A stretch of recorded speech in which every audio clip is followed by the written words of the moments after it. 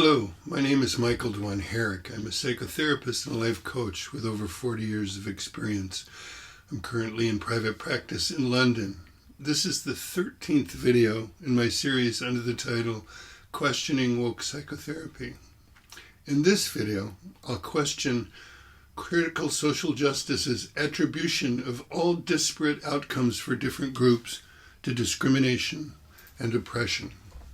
Most of us who are critical of woke ideology now recognize that there are often other explanations for disparate outcomes, and there is a difference between equal opportunity and equity of outcomes.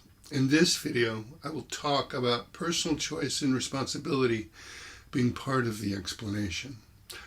I will also make a case for why focusing on personal responsibility is the appropriate and more effective emphasis for psychotherapy. To start with, I think it's crucially important to make it abundantly and unmistakably clear that when inquiring into the causes of disparities, there are two fundamental levels of analysis, each one suggestive of different remedies or solutions, each one having potential for valid assessments and useful interventions.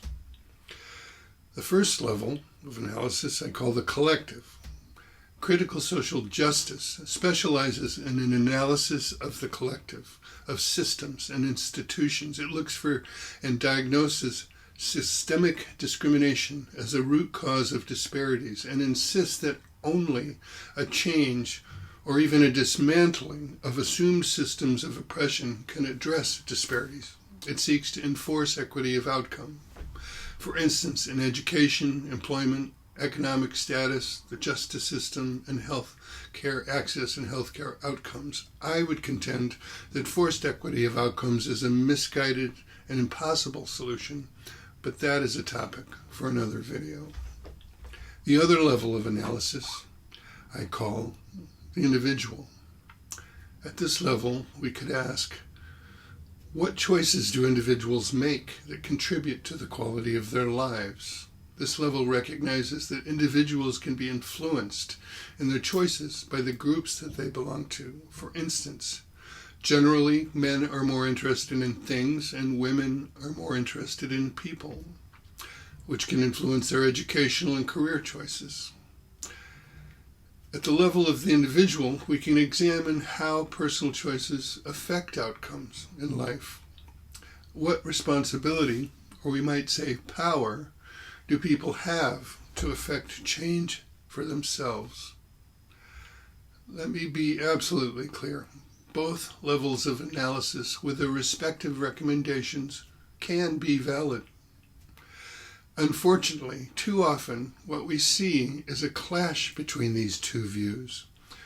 For critical social justice, with its focus on the collective, any talk of personal responsibility is immediately criticized and shut down as blaming the victim. If people make bad choices, become criminals, succumb to addiction, drop out of school, abandon their families, the blame goes to the oppressive social order that trapped them and gave them no alternative. On the other hand, for the staunch right-winger who pounds the drum of personal responsibility, there can be a failure to recognize social and economic factors that seriously constrain some people, even crippling their faith or ability to envision a brighter future. Maybe the system worked well enough for these people, so they believe that it can work the same way for everyone else. Generally, it seems to me that the far left, via critical social justice, is very cynical about the collective. It's full of resentment and envy, and ultimately seeks to deconstruct, dismantle, decolonize, and destroy what it sees as an oppressive system. The far right, ultra-conservative view, on the other hand, is naive.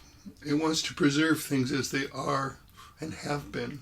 It's full of pride and defensiveness. It wants to believe that merit alone or lack thereof is responsible for success or failure. It lays all the blame for unfortunate disparate outcomes at the feet of the individual. And so the argument goes back and forth, each side entrenching and escalating with every volley. This, while it should be obvious, I think, to anyone willing to look, that both levels of analysis and intervention, both the collective and the individual, offer useful lenses and tools for addressing disparities. But now, what about psychotherapy?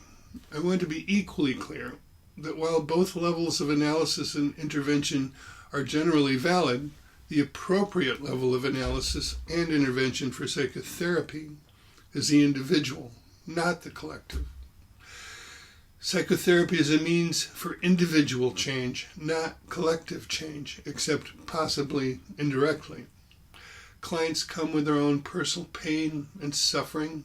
They pay money for a service that they hope will help them to sort themselves and their lives out and find some relief to their suffering. The aim is personal healing and growth, not social change through activism. Toward this end, I propose personal responsibility is the path. So, thanks to critical social justice theory, therapists can be aware of potential systemic obstacles a given client may have to contend with. A collective analysis can provide a useful lens for contextualizing a client's challenges, but a preoccupation with this can distract the therapist from their true task with their individual client.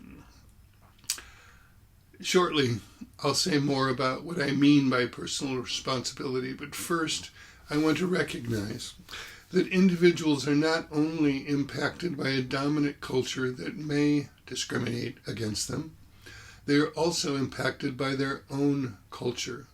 Their personal choices may be influenced, for better or worse, by the immediate culture they're embedded in. For instance, we can consider the values and norms of their immediate culture that are evidenced by things like fatherless homes, gangs and criminal activity, school dropout, drug use and addiction, teenage pregnancy, etc.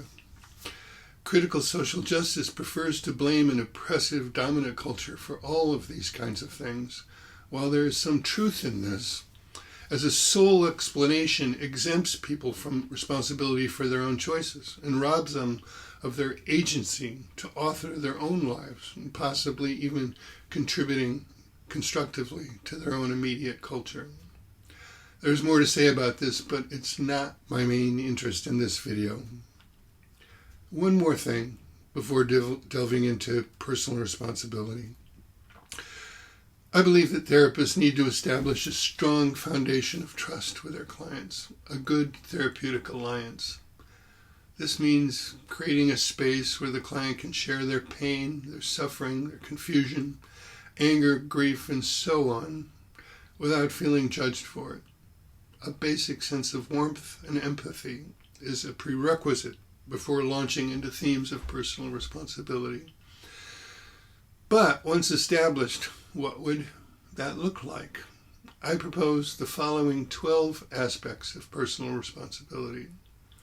In order for any of us to take full responsibility for ourselves, I believe these 12 points cover the basics. Number 1, clarifying personal purpose, goals, and life vision. Number 2, clarifying personal values and what it takes to be aligned with them. Number 3, take stock of personal strengths and weaknesses. Utilize strengths and work on weaknesses. Number 4, recognizing historic wounds and engaging in personal healing, perhaps in therapy. 5, develop a plan or strategy for moving toward one's life vision and engaging in that plan.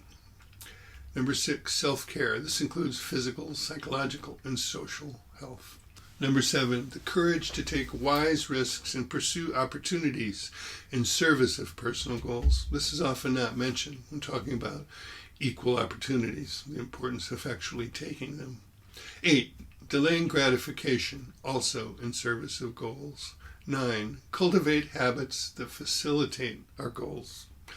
10, finding hope and perseverance. 11. Responsibilities toward others, partners, families, communities, to contribute something of value and not cause harm. 12. Responsibility for one's own choices that contributed to personal outcomes, and not blaming others, but seeing oneself as an agent rather than a victim. Different therapists will have different methods and styles for addressing these things with their clients. I can't say exactly how it should be done, but only point to what personal responsibility may generally entail. It should go without saying, but it's not the therapist's job to tell their clients what their life purpose and life vision should be, or what values they should have, nor is it their job to provide a ready-made strategy for pursuing their goals, although some suggestions might be made. It is the therapist's job to encourage, support, and challenge their clients to address each of these things on their own terms. And it certainly is not the therapist's job to recruit or confront their clients in service to the therapist's own purpose of social activism. Well, I think I've said everything I want to say for now. If you like this video, please give it a like, subscribe to my channel, click the bell for notifications, leave me a comment, and share it with a friend. Until next time, take care and be well. Bye-bye.